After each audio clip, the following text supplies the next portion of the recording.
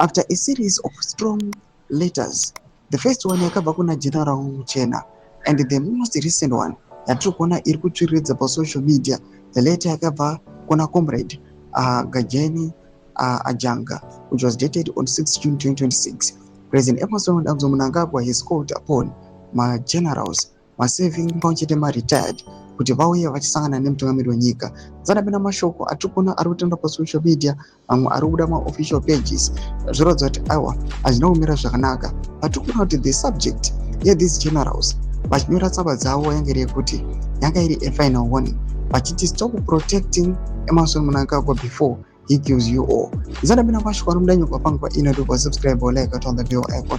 Panguva ino tiri kupinda tichiona paendo yaZimbabwe closer, tinoposta magenerals amuri kuona kudanyira chiti Mnangagwa is called for an urgent meeting with both the retired and current serving military commanders today at State House following the last report from retired General Muchena.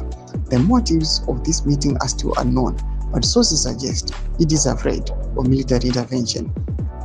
Noma developments are kubuda panguva ino ari kuonekwa kunzi aiwa AD might be afraid, but panguva ino tiona kuti at the last meeting mutungamiri wenyika yeZimbabwe he told these generals vaistop constitutional amendments kuti ahwina apapa hatidi kukurukura kana kuita sei, anenge angohwina anenge atohwina, imimi ita zvamuri kuita, isusu on our end we are doing what we are doing, but the one who has won anenge ahwina zvake. Madevelopments ari kubuda panguva ino aratidza kuti hazvisina kumira zvakanaka panguva inei. Kwakuchida kunyasa kuonekwa kunzi mukuru ndiani pari kuuya pachitungana mabhuru panguva inei. Zvinhu hazvina kumira zvakanaka. Imbotidzai mafukiro enyu mhuri yeZimbabwe, munoti kudii pamusoro these power struggles ari kuitika with the ruling party ZANU-PF these constitutional amendments. Hatichazivi kuti zvichapera sei, zvichapera mushe here kana kuti zvichazopera sezvazvakamboita muna 2017.